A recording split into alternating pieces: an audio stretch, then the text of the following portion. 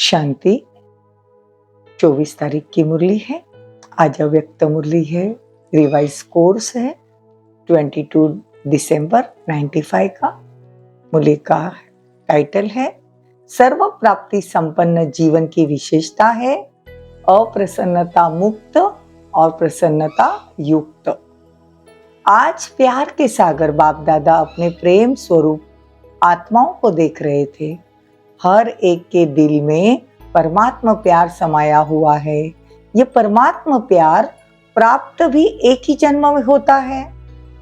देखो 83 जन्म देव आत्माएं व साधारण आत्माएं द्वारा मिला। सोचा, याद करो, सारे कल्प को चक्कर लगाओ। देखो सोचो, याद करो कि सारे कल्प को याद करो। और देखो स्वदर्शन चक्रधारी होना तो एक सेकंड में सारे कल्प को चक्कर लगा के आओ कि 83 जन्मों में परमात्मा प्यार कहीं मिला था? नहीं मिला ना। सिर्फ इस संगम पर एक जन्म में परमात्मा प्यार प्राप्त हुआ तो अंतर तो जान लिया ना। आत्माओं का प्यार और परमात्मा का प्यार कितना अंतर है। साधारण आत्माओं का प्यार कहाँ ले गया, क्या प्राप्त कराया, अनुभव है ना। और परमात्मा प्यार कहाँ ले आया, अपने स्वीट होम और स्वीट राजधानी में। तो बाबा कहते परमात्मा प्यार राज्य भाग्य दिलाता है। इतनी अच्छी लाइन है, परमात्मा प्यार राज्य भाग्य दिलाता है और इसी जन्म में। तो बाबा कहते अभी क्या गीत गाते हो, पाना था सो पा लिया, बाकी क्या रहा। गायन भी है ना इस समय का। अप्राप्त कोई वस्तु नहीं ब्राह्मणों के खजाने में। तो बाबा कहते हैं कि आज बाबा ने चक्कर लगाया तो क्या देखा। देखो तन तो सबके पुराने है ही, चाहे जवान हो, चाहे बड़े हो, चाहे छोटे हो, कहाँ भी हो। बाबा कहते सब कमजोर है। चाहे बीमारी बड़ी है लेकिन बीमारी की महसूसता की मैं कमजोर हूँ, मैं बीमार हूँ, ये बीमारी को बढ़ा देती है। क्योंकि तन का प्रभाव मन पर आ जाता है तो डबल बीमार हो गए ना।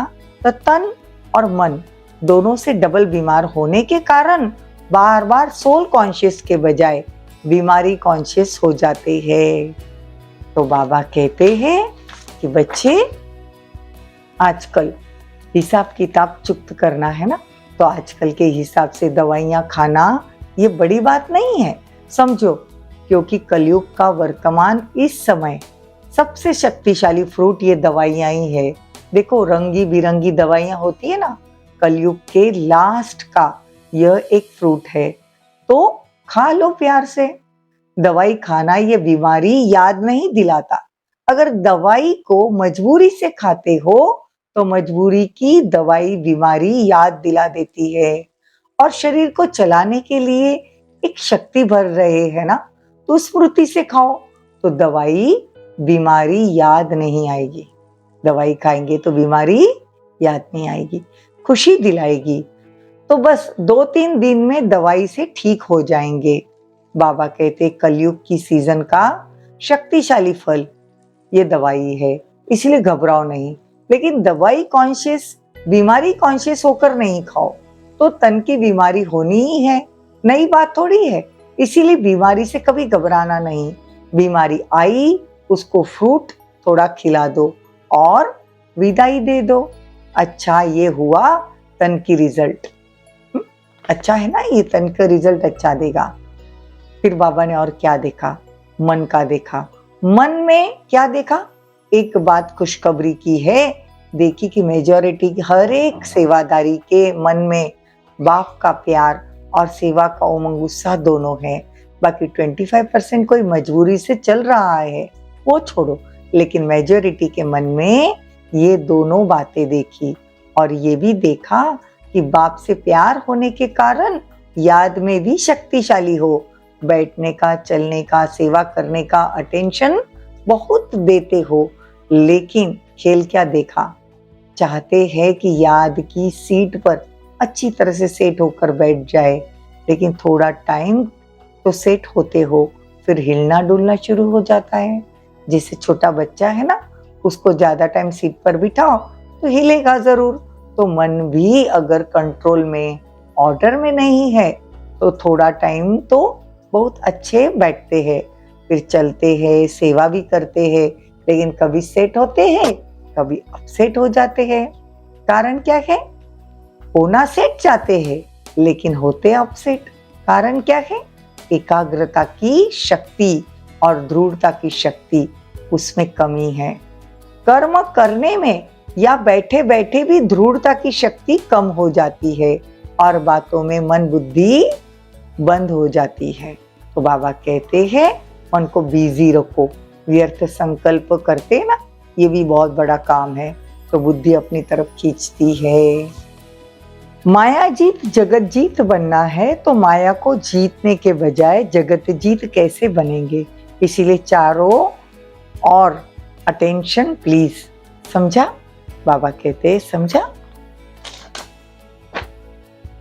अच्छा, चारों ओर के बाप दादा के प्रेम स्वरूप आत्माओं को सदा स्वयं को अप्रसन्नता से मुक्त करने वाले तीव्र पुरुषार्थी आत्माओं को सदा याद और सेवा के बैलेंस द्वारा सेवा की सफलता पाने वाले भाग्यवान आत्माओं को सदा बाप को प्रत्यक्ष करने के उमंग उत्साह में रहने वाले देश विदेश दोनों के सर्व बच्चों को बाप को अपनी खुशखबरी लिखने वाले, अपनी सेवा का उमंग रखने वाले ऐसे बाप के सदा स्नेही और समीप बच्चों को बाप दादा का याद प्यार और नमस्ते।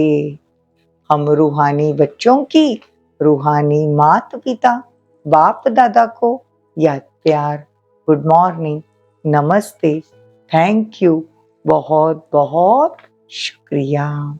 वरदान, अखंड स्मृति द्वारा विघ्नों को विदाई देने वाले मास्टर सर्वशक्तिवान भवो। संगम युग विघ्नों को विदाई देने का युग है। जिसको आधा कल्प के लिए विदाई दे चुके हैं, उसको फिर आने न दो। सदा याद रखो, हम विजयी रत्न है, मास्टर सर्वशक्तिवान है। ये स्मृति अखंड रहे तो शक्तिशाली आत्मा के सामने माया का विघ्न आ नहीं सकता। विघ्न आया फिर मिटाया तो अखंड अटल नहीं कहेंगे ना, इसलिए सदा शब्द पर अटेंशन दो। इसीलिए सदा शब्द पर अटेंशन दो। सदा याद रहे कि सदा निर्विघ्न रहेंगे और विजय का नगाड़ा बजता रहेगा। स्लोगन, ईश्वरीय सेवा में खुद को ऑफर करना ही बाप दादा की आफरीन लेना है। ओम शांति, ओम